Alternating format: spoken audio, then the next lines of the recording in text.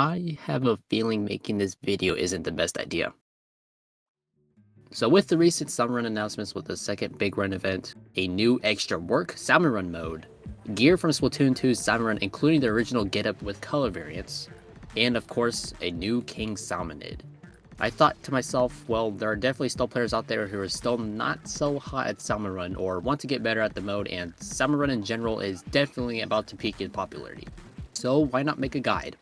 So before we start, I want to make a disclaimer that I am not the best Salmon Run player despite having cleared Hazard level max, got top 5% in the first big run, and is pissed by the fact I missed my chance to get Executive VP 999 on Mariner's Bay in the first ever Splatoon 3 Golden rotation. So I might miss some stuff here and there, and there's a good chance you might already know a good amount of stuff pointed out in this video. With all that said, let's start off with tip number 1, do not be stingy with your specials. If you feel like your team is being overwhelmed, go ahead and use that special. It's better losing on wave 3 than losing on wave 2 than losing on wave 1. So make use of your specials instead of looking like an idiot who still has both specials when their team loses on wave 2. Tip number 2, weapon gimmicks. Stuff like Explosher having bomb properties against Flyfish and Mudmouth.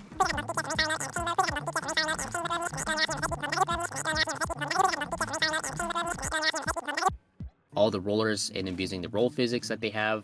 Most dualies having a higher DPS in dodge rolling mode. I say most because I'm pretty sure dualie squelchers don't have this higher DPS dodge rolling mode. Ballpoint Swiling having a DPS firing mode and a longer range firing mode. And Sloshing Machine having that weird AoE effect I have no idea how to use. Tip number 3, other than Big Shot, Flyfish, Stinger, Fish Stick, and kind of Drizzler, learn to bait the bosses closer to the basket, so it takes less time to travel across the map to juggle and deliver eggs to the basket. By the way, the reason why I say kind of Drizzler is because if the Drizzler is too far away from you and your teammates, the Drizzler will reposition likely closer to the basket. The only reason why you wouldn't need to bait bosses closer to the basket is if there's a big shot cannon nearby to launch the eggs to the basket, or if it's an extra wave because there is no basket during this wave. Tip number 4, drench the map, including the walls, in your ink as efficiently as possible. Trust me, your teammates and even yourself will appreciate a climbable wall for a quick escape from dying. Tip number 5, if you have a full ink tank, you're doing something wrong. Now obviously the only exception is if your weapon is super ink hungry and you want to throw a splat bomb at a Flyfish, Moss, or Mudmouth. But let me ask you guys this, what do you use to kill off Salmonid? Shoot your main weapon or throw a bomb at them. And how do you shoot your main weapon or throw a bomb? By using up ink. And what do you do when you run out of ink? Go into swim form so you can refill, which will buy the Salmonids time to take space away from your team to work with. So to make sure this doesn't happen often, you want to start using ink to kill off any Salmonid before your ink tank is full. Okay, this is definitely a terrible description of why you should never have a full ink tank when doing a shift, but trust me, there will be less Salmonid roaming around the map if you follow this tip. Tip number 6, from the transition from Splatoon 2 to Splatoon 3, Snatchers were upgraded to hold more eggs and obviously the ability to fly above the map.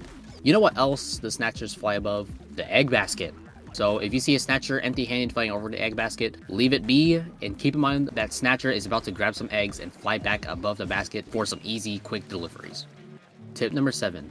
Some boss Salmonids can actually help you kill off lesser Salmonids and even other boss Salmonids, with the two most obvious boss Salmonids that does this, the Slamming Lid and the Steelhead.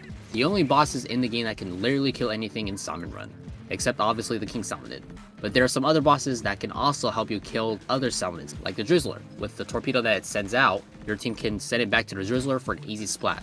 However, if there's another Drizzler nearby, you can use a different Drizzler's torpedo to instantly splat that Drizzler instead. In addition, it can also deal minor damage to other Salmonids. Not significant damage, but it is free damage over an ink storm that your team definitely do not want to deal with.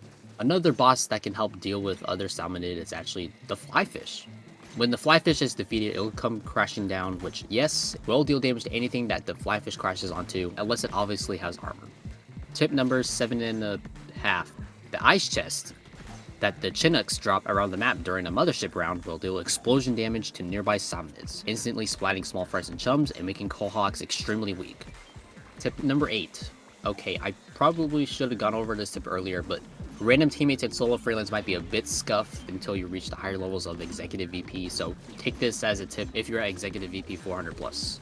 Let's take an example. If Flyfish is the first boss to spawn at the beginning of the wave, and your entire team is waiting for the Flyfish to open its baskets.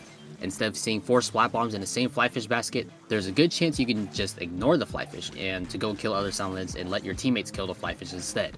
The same case goes for Moz. It is not a good idea to throw 2+ splat bombs at a single Moz while other salmonids are taking map control. There are obviously other examples of this, but I don't want to complicate things too much for the first salmon video. Tip number 9, again, I probably should have gone over this tip earlier, but again, random teammates are, well, random.